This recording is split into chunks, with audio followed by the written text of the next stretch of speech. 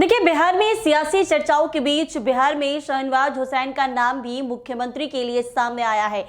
BJP के राष्ट्रीय प्रवक्ता और पूर्व केंद्रीय मंत्री शहनवाज हुसैन को बिहार के सीएम पद के लिए मजबूत दावेदार माना जा रहा। वो बीजेपी का मुस्लिम चेहरा है जो पार्टी को मुसलमान वोट बैंक तक पहुंचाने में मदद कर सकते हैं। जी हां, शहनवाज हुसैन का केंद्र से लेकर राज्य की राजनीति तक में अच्छा अनुभव है। उन्होंने अटल बिहारी वाजपेयी सरकार में सबसे युवा कैबिनेट मंत्री के रूप में काम किया था। बिहार में वो विधान परिषद सदस्य रह चुके हैं और 2021 में नीतीश सरकार में उद्योग मंत्री बने थे। उनका अनुभव और वक्तव्य उन्हें बीजेपी का बेस्ट चेहरा बनाता है। बिहार की राजनीति में कब क्या हो जाए इसका पता तो उन नेताओं को भी नहीं होता तो टॉप लीडरशिप के करीब होते हैं। नीतीश कुमार तो वैसे भी अनप्रेडिक्टेबल कहे जाते हैं। बस यूं समझिए कि अगर आपने कोई अनुमान लगाया तो नीतीश का फैसला उसकी धज्जियां बिखेर देगा, क्योंकि नीतीश है ऐसे नेता जो फैसला लेने से पहले उसे 100 तरीकों से तौलते हैं। चर्चा है कि बिहार के नए मुख्यमंत्री के तौर पर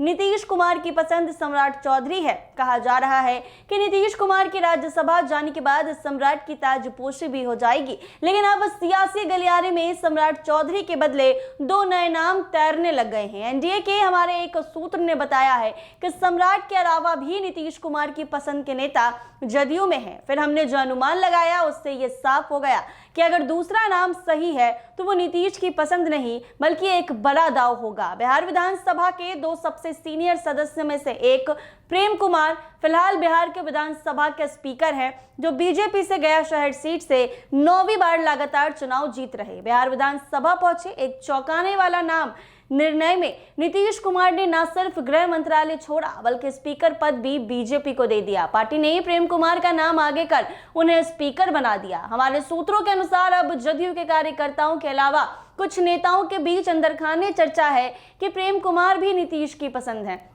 अगर ऐसा है तो नीतीश ने प्रेम कुमार के बहाने सत्ता छोड़ते छोड़ते स्पीकर पद जदयू के पाले में लाने का सोचा होगा, क्योंकि ऐसे में स्पीकर का पद खाली होगा जिसकी जदयू डिमांड कर सकती है। बीजेपी के कई कार्यकर्ताओं के बीच शहनवाज हुसैन का नाम भी बिहार के अगले सीएम के लिए चर्चा में है। हालांकि 2024 के पहले तक वो एमएलसी थे। 2020 में वो बिहार सरकार में मंत्री बनाए गए थे, लेकिन नीतीश के पाला बदलने के बाद एनडीए की दूसरी पारी में ना तो वो मंत्री बने और ना ही पार्टी ने उन्हें 2024 में एमएलसी के लिए रिपीट किया।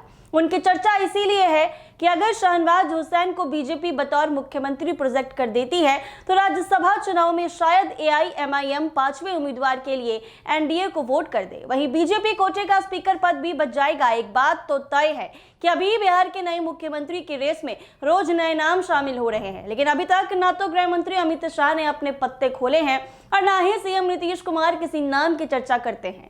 लेकिन यह भी सच है कि करीब की एनडीए में बिहार के नए मुख्यमंत्री का नाम तय हो चुका है। बस इंतजार इस बात का है कि इसका ऐलान कब होता है। 14 अप्रैल को खरमास खत्म होने के बाद या फिर 14 मार्च को इसके शुरू होने से पहले। अब देखना होगा कि अब ये जो नया नाम सियासी गलियारों में तैरने लगा है इसमें से कौन सा नाम सच है। अब देखना होगा कि एनडीए किसके नाम का ऐलान करती है। हालांकि सब कुछ तय माना जा रहा है, बस ऐलान करना बाकी है। तो वक्त बस थोड़े दिन का और है, इंतजार कीजिए, क्योंकि इंतजार के बाद पता चल जाएगा कि बिहार का अगला मुख्यमंत्री कौन होगा। ऐसे ही तमाम अपडेट्स के लिए बने रहे NBC 24 के साथ।